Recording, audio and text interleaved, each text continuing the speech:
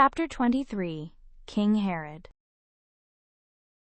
That damned Antipater, I must have him killed as soon as possible. Even beasts honor their parents, but this creature, lower than any animal, dared to poison his own father. He already enjoyed power and dignity equal to my own, yet still plotted to murder me and seize the throne. What a vicious scheme. If I let him live, he'll threaten not only the royal family, but even the distant emperor. All this time, my eldest son Antipater has deceived me completely. When Alexander and Aristobulus, my second and third sons, came back from Rome and blamed me for their mother's death, I thought bringing in their eldest brother would set them straight. But this is how it turned out. Antipater pretended utter loyalty, managed everything for me, and even stood up for his brothers when they complained. Later, I learned it was all an act. If I killed 2 innocent sons because I was fooled by the eldest? No, that can't be. They must have done something to deserve death as well. Yes, they deserved it. I gave them everything from childhood, sent them to Rome for the finest education, and supported them so they could befriend powerful families. Yet they showed no gratitude and tried to harm their own father. I punished everyone who sided with them. Family, old friends, it didn't matter. Even now, I believe I did the right thing. This dynasty was built on the blood and sacrifices of my father, my brothers, and myself. How dare those who contributed nothing covet the throne? It wasn't just my sons. Hasmonean remnants have been eyeing this seat for years.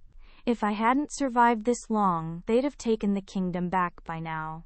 Hyrcanus, who was close to my father, he treated me like a son, but that gentleman was easily swayed by others. I tried to be patient, but his attempt to flee the country was inexcusable. If he truly had no ambition, he should have lived out his days quietly. Why try to escape at his age? I had no choice but to execute him, whether he was a former king or high priest. It would have been better if he died honorably alongside my brother Phasael, when Antigonus bribed the Parthians with 1,000 talents and 500 women. Tusk. How ironic that I became king of Judea thanks to that same Antigonus, a Hasmonean, destroyed by another Hasmonean. When my brother and Hyrcanus were captured by the Parthians, and I was driven to Idumea by Antigonus, not even my own people would help me. I left my family at Masada and set out for Rome. There were dangers at every turn, attacks from Jews. No ship would take me, and even storms after I finally seized one. But I survived every trial and made it to Rome. I was about to ask Antony to make my brother-in-law king, but he told the Senate it would be wiser to make me king to counter Parthia. That's how I gained the throne. But it took 3 years of struggle to truly secure it. My older brother took his own life to spare me the burden, and my younger brother died in battle. In the end, I triumphed and executed Antigonus. Afterward, I married my betrothed, Mariamne, expecting happiness. Even if the Jews were uncooperative, I was already king and had many ways to win their hearts. I was confident I could understand them and win them over. If not for the tragedy with Mariamne, my most beloved wife, things might have turned out that way. Mariamne, a Hasmonean princess, often looked down on others, convinced of her noble blood. Her mother Alexandra was the same. What else could my wife have learned? She disrespected my mother and sister Salome, and slander flew between them. It was enough to give me a headache, but I tried to overlook it. But then Mariamne began to treat me, her husband, with contempt, and later even committed adultery with her uncle. That wretched woman. She swore to God she was innocent, but how could I believe her? What lie wouldn't a wife who hates her husband tell? I can understand her hatred after I killed her brother, but could I just stand by while the Jews tried to exalt him? Left alone, he would have become another Antigonus. It was only natural to remove such a threat for the sake of my wife in Judea. Why couldn't she see that? The order to watch her every move, the command to kill her and her mother if I died. These were acts of love meant to protect her. Why couldn't she recognize my devotion? But in the end, my wife never understood my heart. I had no choice but to kill my father-in-law, Hyrcanus. I also had to kill my wife and her mother. I killed them all to protect this kingdom. I didn't care what others said, but perhaps everything became tangled from that point on. I even arranged marriages among them, hoping to ease the hatred in the family, but it was all in vain. Husbands and wives fought, brothers fought, mothers-in-law and sons-in-law, fathers-in-law and daughters-in-law, aunts and nephews, everyone at odds. The whole family has gone mad. Whenever I'm with them, I hear nothing but accusations and gossip. Now I'm too weary to even sort out the truth. Maybe it would be easier to just kill them all. No, they're still family. How could I bring myself to do that? Even before I executed my 2 sons, I did everything I could. I tried to understand them, tried to reconcile. Even when I was forced to condemn them after the truth came out, I explained everything to the Roman emperor and would not have killed them without his permission. Look, even now, I only banished my 3rd wife, Mariamne, the high priest's daughter, and Philip, her son, instead of killing them. So how dare they spread such rumors about me? I heard someone claim Augustus said it's better to be Herod's pig than his child, but that must be a lie. The emperor values me too much. After all the wealth I've sent him, he'd never say such a thing. That can't be. Is anyone there? A handsome young man hurried in, a servant who provided both protection and, at times, intimacy. Yes, Your Majesty, did you call? I'm thirsty. Bring me some water. At once. Seeing him, I'm reminded of Alexander and Aristobulus, who died because of Antipater. My sons were even more handsome than this servant and carried themselves with dignity.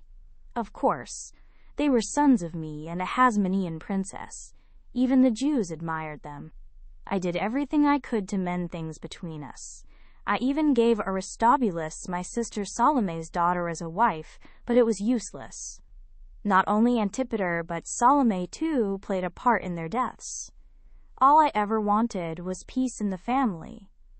Why is something so easy for others so impossible for me? My brother Pheroras deserves credit for exposing Antipater's plot. After he died of illness, servants accused his wife of poisoning him, so I investigated. But the truth was, Antipater had given my brother Arabian poison to kill me, but my loyal brother refused and told his wife to hide it. When he was dying, he had her burn the poison before his eyes, but she kept some. The whole truth came out under interrogation, and I punished or exiled everyone involved. I stripped Antipater's mother Doris of her property and banished her, and I exiled the high priest's daughter Mariamne for keeping silent about the plot. I dismissed the high priest Simon ben Boethus and banished Philip, Mariamne's son, removing him from the line of succession. Then I summoned Antipater back from Rome. Had I been any slower, an even greater disaster might have occurred. He had won over powerful Romans and even tried to kill his half-brothers Archelaus and Philip.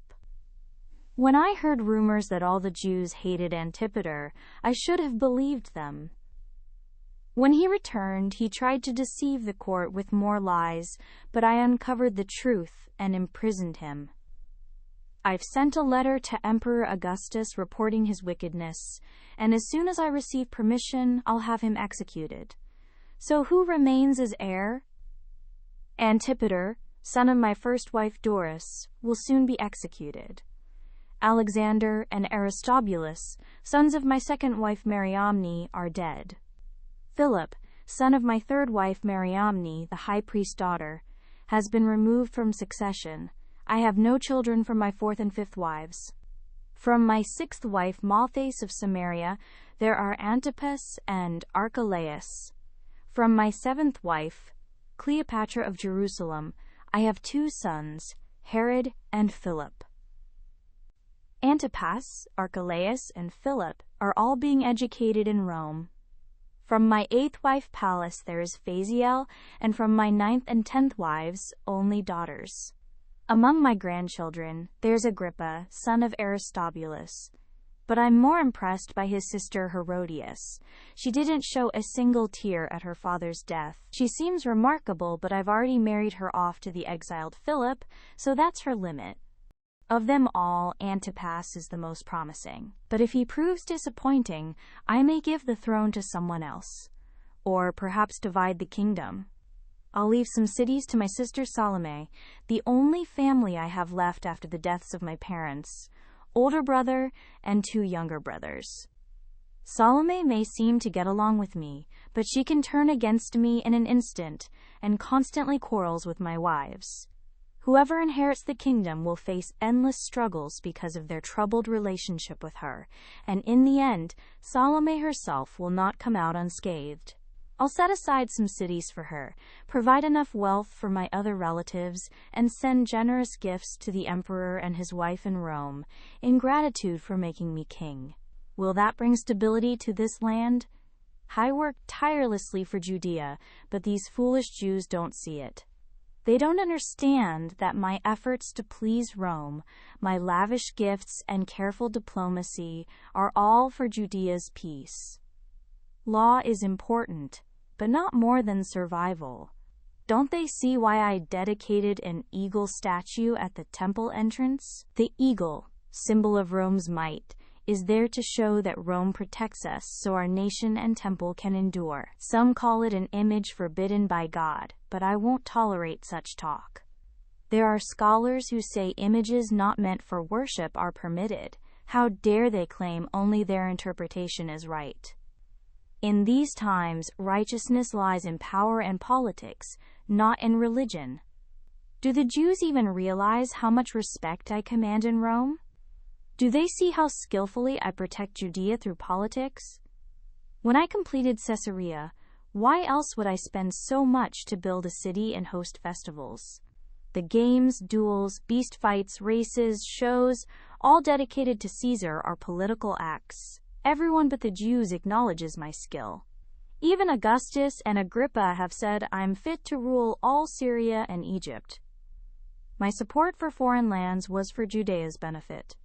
I built the Temple of Apollo in Rhodes, public buildings in Nicopolis, and colonnades in Antioch. I made it possible for the Olympic Games to take place again with my financial support, and I brought new life and glory back to them. Envoys from many nations came to celebrate at Caesarea's festival, proof of my achievement. All of this is politics, all for the kingdom. Yet they slander me just because taxes are a bit high? How can they betray me after all I've done? I don't ask for much, just to be treated with the goodwill I show others. It's easy to build such relationships with foreigners. Didn't both Antony and Augustus call me their closest friend? Yet only the Jews are stubborn. They claim to value righteousness over glory. But don't they see that this so-called righteousness has led them to ruin? Only the Jews are blind to their special treatment. Do they know how many foreigners resent them for their stubbornness abroad? Julius Caesar, Antony, and now Augustus have all issued edicts protecting Jews and their laws. They're even exempt from military service for the Sabbath. Yet they take it for granted and call it God's grace, never realizing how hard I worked for their sake. Who helped when famine struck after earthquakes and droughts? It was me. With no grain, no livestock, I sold the palace's gold and silver to buy food. I gave grain to those who could cook, and bread to those who couldn't. I even provided clothing so they could survive the winter. Without me, they'd all have perished. And it's me who's making the temple more magnificent than any building in the world. When I proposed rebuilding the war-damaged temple, the Jews opposed it, not me. They worried what would happen if we couldn't finish after removing the foundation. In the end, I even had to make a speech I didn't mean, saying I'd rebuild the temple to thank God. The Jews were moved, so gullible, believing anything said in God's name. Of course, I believe in God too. How else could I have become king? But I also believe there are other gods. And Rome is now the world's center. Without Rome, I'd never have become king. If we ignore Rome, disaster will come. These foolish Jews ignore reality and talk only of the law. Even if I built temples to foreign gods, I did it outside Judea. What's wrong with building temples for the people of those lands? It's all politics. Yet they nitpick the law and cause trouble over every detail. The anti-bandit law is the same. Isn't it good to expel robbers, even if it bends the law a little? Think of the peace it's brought. Disgusted by all this, I've sometimes barred gatherings and executed troublemakers to keep order. But who knows when the Jews will erupt again? They try so hard to obey the law. Why won't they obey me? Someday, that law will be their downfall. The Sadducees know to bow their heads, but the Pharisees are the worst. All they do is shout about the law. I don't understand why the people believe only their interpretation. The only ones I respect are the Essenes. When I was a boy, Menahem of the Essenes prophesied I would become king, and I did. He told me to fear God, do justice, and treat people kindly. I think I've done plenty of that, so why do I suffer so much? Is God remembering my sins to judge me, as Menahem warned? No, I've done nothing wrong. It's the Jews who are the problem. My son, the Jews. They're all after my kingdom. Such people must be rooted out completely. They won't shed a single tear when I die. Yes, when the time comes, I'll have my revenge. I will not die alone. I'll make all of Judea mourn. Your Majesty, what is it?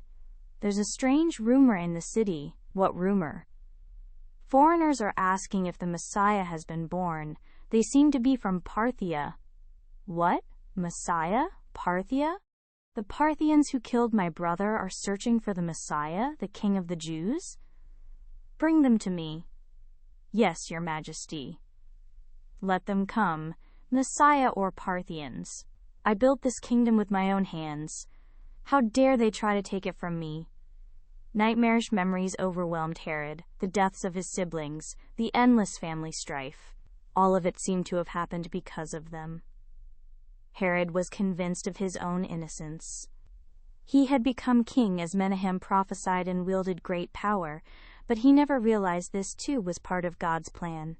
God had raised him up, a king who neither feared God nor hesitated to burden his people, in order to fulfill the prophecy of the Messiah's coming.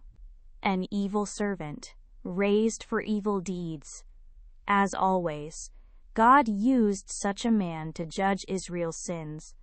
And after judging Israel, God would judge Herod's sins as well. Unless he truly repented, that judgment would surely come.